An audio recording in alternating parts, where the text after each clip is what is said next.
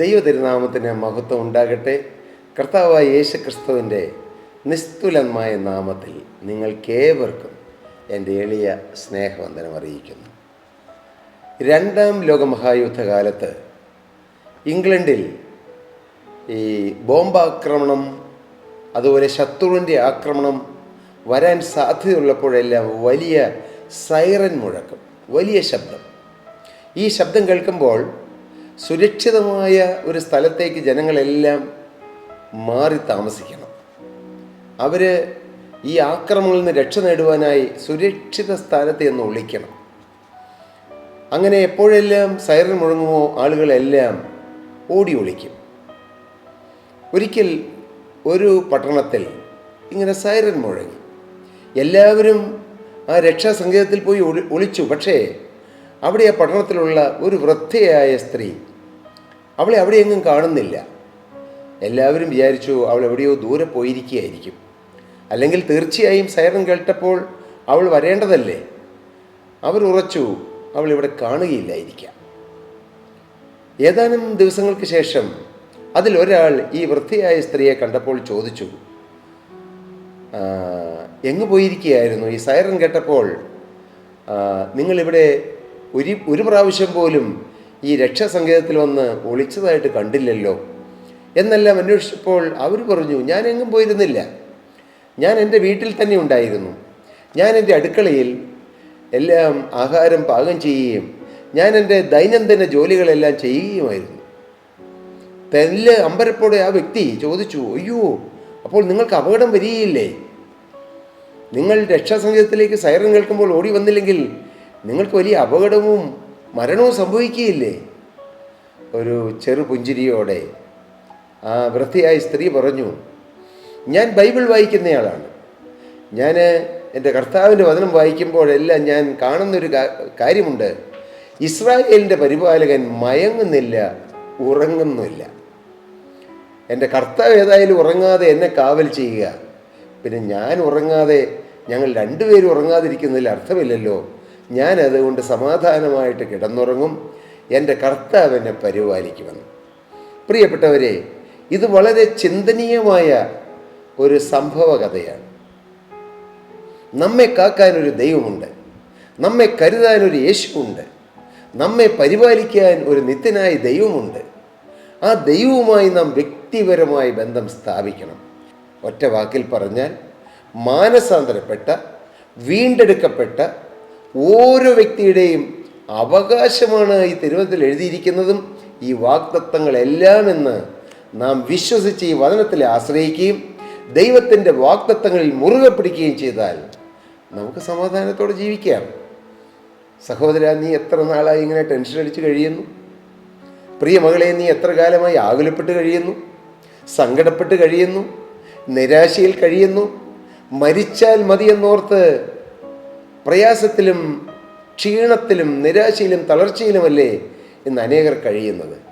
ഒരാവശ്യവുമില്ല, പക്ഷേ വഴി ഏതെന്നറിയുന്നില്ല. പട്ടണത്തിലേക്ക് പോകുന്ന വഴിയറിയാത്ത മൂഢന്മാർ തങ്ങളുടെ പ്രയത്നത്തിൽ നിഷ്ഫലരായിത്തീരുന്നു എന്ന ദൈവത്തിൻ്റെ വചനമുണ്ട്. ഏതിലെയാണ് പോകേണ്ടത്?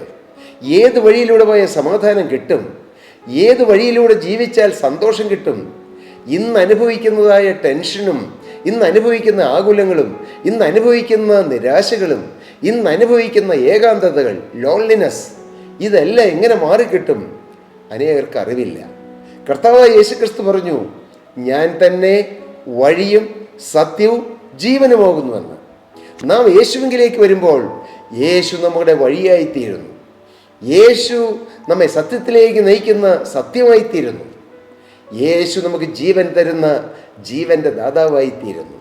അങ്ങനെ വഴിയും സത്യവും ജീവനുമായ യേശു നയിക്കുന്ന, യേശു കരം പിടിച്ച് നടത്തുന്ന ആ ഭാഗ്യ അനുഭവത്തിലേക്ക് നാം വന്നാൽ നമ്മുടെ ജീവിതം ധന്യമാകും.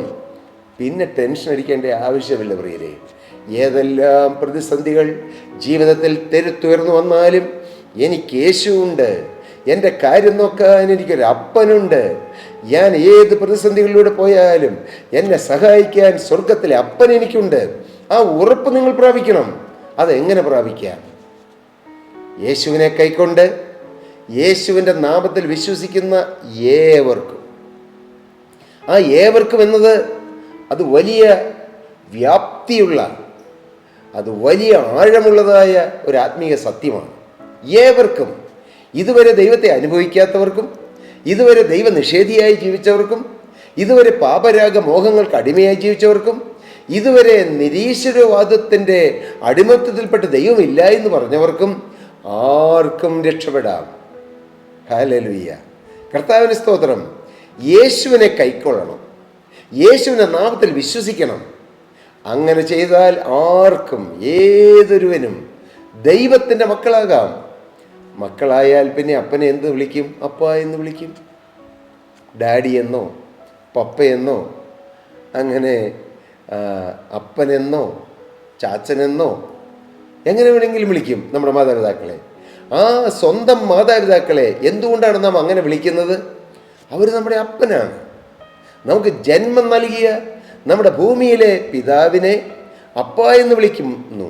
എന്നാൽ നമുക്ക് ആത്മീയമായി ജന്മം തന്ന, ആത്മീയമായി ജീവൻ തന്ന, നമുക്ക് നിത്യജീവൻ്റെ അവകാശം തന്ന, നമ്മുടെ പാപക്കറകൾ കഴുകി നിത്യശിക്ഷാവിധിയിൽ നമ്മെ രക്ഷിച്ച യേശുവിനെ, ദൈവത്തിൻ്റെ വചനപ്രകാരം യേശുവിനെ നാം കൈക്കൊണ്ട് യേശുവിൻ്റെ നാമത്തിൽ നാം വിശ്വസിച്ചാൽ സ്വർഗത്തിലെ ദൈവത്തെ ധൈര്യമായി നിങ്ങൾക്ക് അപ്പ എന്ന് വിളിക്കാം.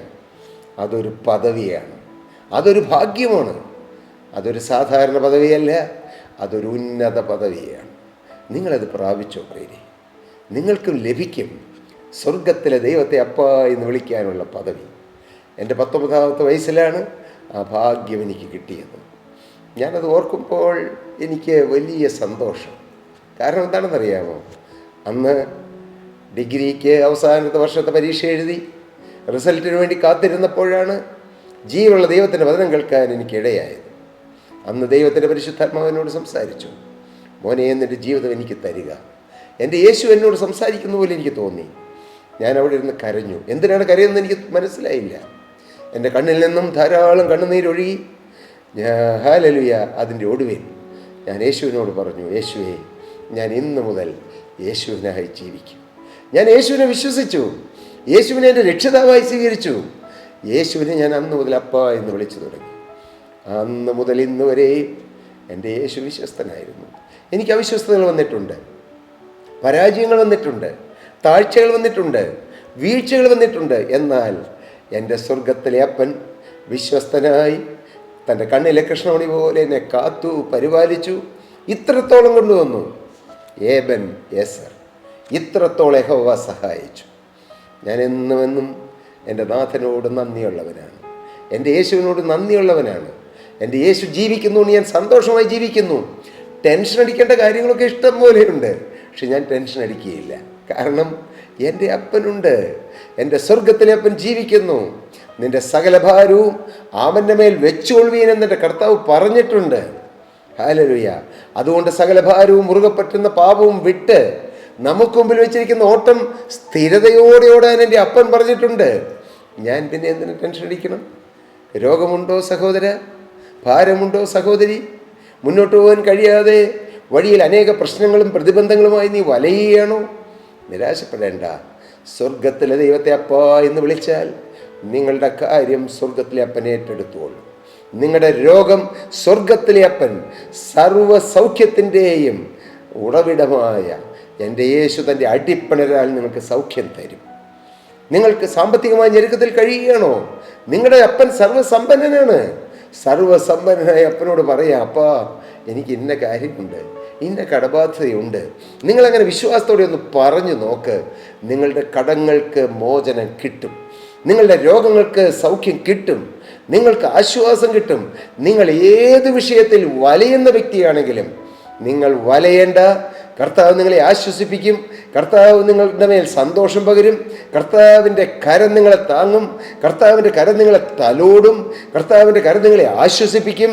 തൻ്റെ സ്നേഹം നിങ്ങളിൽ പകരും. നിങ്ങളും സ്നേഹമായി തീരും. ആരോടും പകയില്ലാതെ, ആരോടും വൈരാഗ്യമില്ലാതെ, ആരോടും ഇഷ്ടക്കുറവില്ലാതെ, ആരോടും മുഷിച്ചിലില്ലാതെ എല്ലാവരെയും സ്നേഹിക്കുന്ന ക്രിസ്തുവിൻ്റെ സ്നേഹം നമ്മിൽ വരുമ്പോൾ നമുക്കെല്ലാവരോടും സ്നേഹം. സഭാ വ്യത്യാസമില്ല, എല്ലാവരോടും സ്നേഹം. ഏത് മതത്തിൽപ്പെട്ടവരോടും സ്നേഹം. എല്ലാവരെയും കാണുമ്പോൾ ഇവരെല്ലാം ദൈവത്തിൻ്റെ കൈപ്പണികളെന്നോർത്ത്, നാഥ, അവർക്ക് ദൈവത്തെ അനുഭവിക്കാൻ അവസരം കിട്ടിയില്ല, എനിക്കോ കൃപയാൽ തന്നല്ലോ കർത്താവെ, അങ്ങേക്ക് നന്ദി എന്ന് പറയും. ആരെയും കുറ്റപ്പെടുത്തുന്നില്ല. പാപത്തിൽ ജീവിക്കുന്നവരെ കാണുമ്പോഴും അവൻ പാപത്തിൽ ജീവിച്ച് നശിച്ചു പോവുകയാണല്ലോ എന്ന് ചോദിച്ചാൽ അവനെ കുറ്റപ്പെടുത്തുകയല്ല. കർത്താവെ, അവരെയും രക്ഷിക്കണമേ, അവരെയും അവിടുത്തെ സ്നേഹത്താൽ പിടിക്കപ്പെട്ട് അവരെയും അവരുടെ സ്നേഹം കീഴടക്കണമേ എന്ന് എളിമയോടെ പ്രാർത്ഥിക്കുന്നു. അതാണ് കാൽവറിയിലെ സ്നേഹം, അതാണ് ക്രൂശിലെ സ്നേഹം. ഹല്ലേലൂയ. ആ വൃദ്ധയായ അമ്മ പറഞ്ഞു, ഞാനും എൻ്റെ കർത്താവും ഉണർന്നിരിക്കേണ്ട ആവശ്യമില്ല.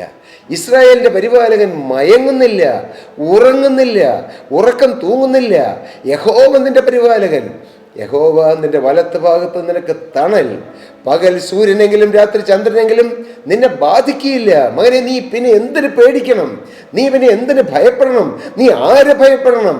ഹല്ലേലൂയ. ധൈര്യമായി മുന്നോട്ട് പോകുക, യേശുവിൻ്റെ പിന്നാലെ പോകുക, യേശുവിൽ ആശ്രയിച്ചു പോകുക, യേശുവിൻ്റെ കരുത്തിൽ മുറുകെ പിടിച്ചുകൊണ്ട് പോകുക. അങ്ങനെയെങ്കിൽ നമ്മുടെ ജീവിതം ധന്യമാകും, ഈ ഭൂമിയിലും നിത്യതയിലും.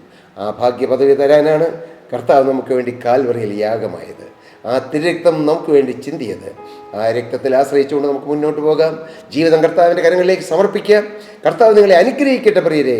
അങ്ങനെ ജീവിതം സമർപ്പിച്ച് സ്വർഗത്തിലെ ദൈവത്തെ അപ്പ എന്ന് വിളിക്കുന്ന പദവി പ്രാപിച്ച് സമാധാനത്തോടെ ജീവിപ്പാൻ, നിത്യതയെ ലക്ഷ്യമാക്കി ജീവിപ്പാൻ, ശുദ്ധീകരണം പ്രാപിപ്പാൻ കർത്താവ് നമ്മെ സഹായിക്കട്ടെ. ദൈവനാമം മഹത്വപ്പെടട്ടെ. പ്രിയ സഹോദരങ്ങളെ, സഹോദരിമാരെ, നിങ്ങൾക്ക് പ്രാർത്ഥനാ വിഷയങ്ങളുണ്ടോ? തീർച്ചയായും ഞങ്ങളെ വിളിക്കുക. താഴെ കാണുന്ന നമ്പറിൽ ഞങ്ങളുമായി കോൺടാക്റ്റ് ചെയ്താൽ ഞങ്ങളുടെ പ്രയർ വാരിയേഴ്സ് ടീം നിങ്ങൾക്ക് വേണ്ടി പ്രാർത്ഥിക്കും. കർത്താവ് നിങ്ങളെ വിടുവിക്കും. അതിന് കർത്താവ് ഇടയാക്കട്ടെ. ദൈവനാമം മഹത്വപ്പെടട്ടെ. സ്തോത്രം.